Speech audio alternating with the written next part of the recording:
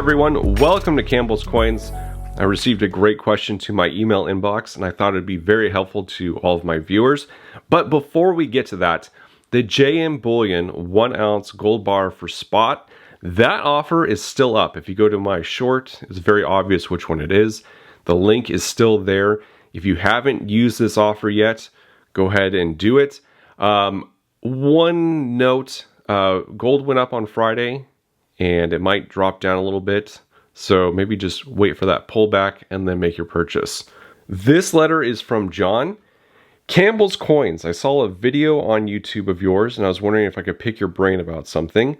My wife and I have about $150K in our savings account and we are planning on using that to help purchase our next home in 2023 when we retire. We live in Colorado and plan on moving out of the state in the summer of next year. With the economy being the way it is, and now some are saying that we may run out of diesel fuel in the next 3 weeks, I was wondering if taking that money and buying precious metals just to hedge against any inflationary downfalls would be worth the efforts. I'm usually not an alarmist, but that money fell into our laps this past summer, and I worry about it just sitting there in the bank. Everything we have, we own, to include our home, which is paid off, and are debt-free, except for that damn credit card I pay off every 2 weeks. Great job. All I'm looking for is to have something solid to hold on to if needed, and something that can easily be turned over for the purchase of another home, and to pay for some of the incidentals for the move if needed, but mainly for the home purchase.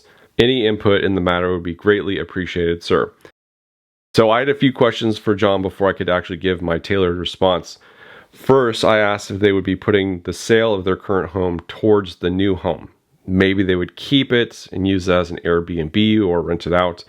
My second question was almost equally important, and that was, do you own any physical precious metals? I also pointed out one of my recent videos to him because it basically covers his question. John replied stating that he was planning on using the sale of his house to put towards the out-of-state property, and that he doesn't own any physical precious metals. And this is all very important.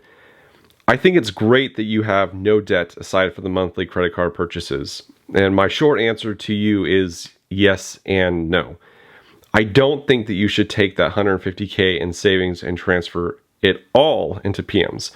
But I think that you should use some, especially since you don't have any PMs at the moment. And PMs being short for precious metals, for those who don't know.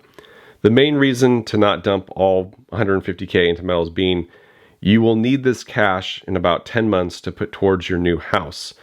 Buying and selling precious metals in the short term is not a good idea. There are some on here who espouse that and talk about buying equities and other properties like very quickly after buying metals. I don't think that's a good idea. In some other messages, John kind of reverted back and said that the metals would be kind of looked at towards retirement and not really a quick sell. But in his initial email, he talked about being used towards his new house. So that's why I kind of tailored this towards using metals towards a new house purchase in the short term. One thing that I think is very important to take note of, the sale of your home is not guaranteed in 8 months, and you might need this cash. Especially since in latter back and forth messages with John, he mentioned that he may delay this move another year. So it could be 2024. The real estate market in 8 to 20 months could look drastically different from today. PM prices could go up, but like right now, the value could go down. If you needed to liquidate metals to put towards the move, it would suck if you're taking a hit like on your price.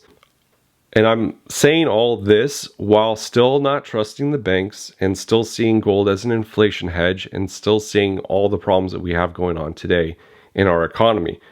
If I were in John's shoes, I would put a small portion of that $150K towards metals. And that allows you to have something solid to hold on to while still retaining a large portion in cash ready to put towards your next home. If John currently owned a healthy portion of precious metals already, that percentage I would put towards metals of that 150 would shrink even more. I would take more of a wait and see approach before dumping cash into precious metals if you already own a good amount. I think that my answer would also be dramatically different if John wasn't moving. If I was in John's shoes and I wasn't moving, the percentage of using this 150K towards metals would go up if that were the case. But it still would not be all of it.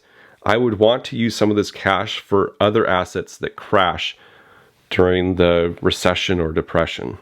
The next thing that you would focus on is figuring out what percentage of that 150K that should be used. Whatever amount decided on, it should be something that you are able to recover in the next 8 to 10 months, especially if PM prices crash.